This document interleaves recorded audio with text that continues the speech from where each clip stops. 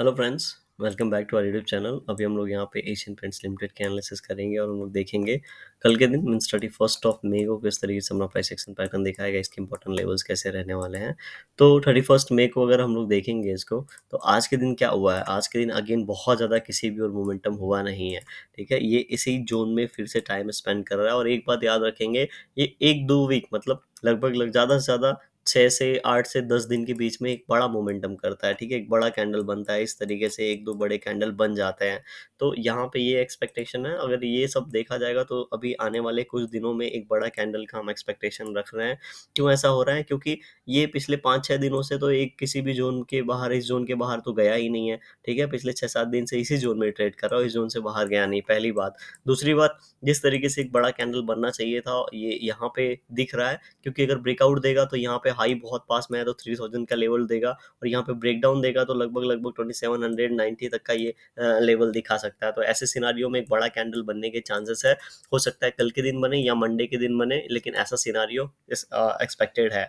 अब जिस तरीके से इस जोन में यहाँ पे ट्रेड हो रहा है, अगर कल भी इसी जोन में ट्रेड होता है तो हम लोग को बहुत ज़्यादा चौंकना नहीं है, क्योंकि हमें वेट एंड वॉच करना है। जब इस जोन के बाहर निकलेगा तभी हम लोग यहाँ पे कोई भी एग्जैक्टली डिसीजन ले सकते हैं। प्लस हमने ऑलरेडी और भी चीज़ें डिस्कस करके रखा है कि ये जिस तरीके से नीचे आके यहाँ पे बेस बनाने की कोशिश कर रहा है, बहुत बार ये सिनारियो हो चुका है। तो अगर ऐसा बेस बनने के बाद कोई इंपॉर्टेंट लेवल निकल रहा है, कोई इंपॉर्टेंट ट्रेंड लाइन निकल रही है, तब हम लोग ऊपर की प्लानिंग कर सकते हैं। एंड ऐसे सिनारियो में अभी मैंने बताया, अगर यहाँ से नीचे निकल रहा है, बहुत दिनों बाद निकल रहा है, तो हम लोग ज़्यादा बाइंग की तरफ देखेंगे। क्यों? क्योंकि बहुत ज़्यादा दिनों के बाद ये अपने इंपॉर्टेंट लेवल्स निकाल रहा है, मतलब यहाँ पे बायर्स हैं। उसके बाद भी अगर एसएल यहाँ पे हिट कर रहा है, तो ये वाला जो रिस्क है, ये वाला जो लॉस है, ये हम लोग को मार्केट को देना ही पड़ेगा। अदरवाइज हम कभी भी कोई भी पोजीशन बना के जा नहीं पाएंगे, क्योंकि हमें डर लगेगा कि यहाँ पे नीचे आ गया है तो। क्योंकि अभी यहाँ पे देखिए, जिस तरीके से यहाँ पे डब्ल्यू टाइप पैटर्न बनाया था और यहाँ पे इन इंपॉर्टेंट लेवल्स को निकाला था, एक रैली किया था, ऐसी रैली का हम लोग वेट कर रहे हैं बहुत दिनों से, राइट।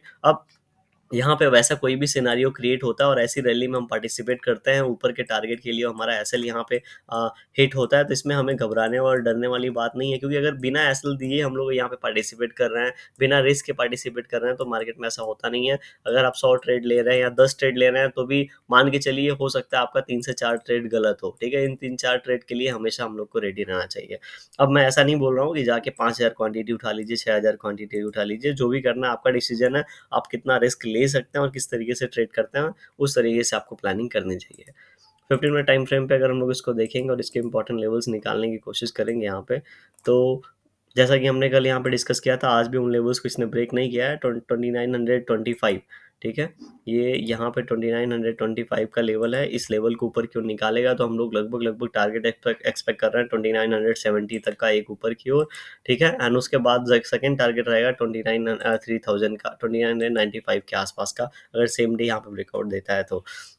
क्योंकि बहुत दिनों से ये ज़ोन में यहाँ पे आ चुका है। अगर नीचे की ओर बात करेंगे, तो नीचे की ओर 2850 का अगर ब्रेकडाउन होता है, तो हम लोग नीचे की ओर पहला टारगेट जो देख सकते हैं वो 2838 के आसपास देख सकते हैं। अब यहाँ आने के बाद, ठीक है, यहाँ आने के बाद अगर ये 2-3 कैंडल 15 मिनट टाइम फ्रेम पे रुकता है, एंड उसके बाद थोड़ा सा मतलब इसी जोन में रुकने के बाद, ज़रूरी नहीं है इसी पॉइंट के बीच में रुके, थोड़ा ऊपर नीचे भी हो सकता है, एंड उसके बाद फिर से निकालता है, तो उसके बाद 2800 के आसपास ये जाने की पूरी तैयारी करेगा। हो सकता है 10 रुपये ऊपर नीचे रहो, लेकिन इसी जोन में आके फिर से ये जो बड़ा यहाँ पे चैनल पैटर्न है, इसको यहाँ पे फॉलो कर सकता है। तो इस तरीके से आने वाले समय में ये शेयर अपना प्राइस एक्शन पैटर्न दिखा सकता है। वीडियो कैसी लगी कमेंट सेक्शन में बता सकते हैं, पसंद आई भी लाइक कर सकते हैं, चैनल पर नए होंगे सब्सक्राइब कर सकते हैं। Thank you for watching this video.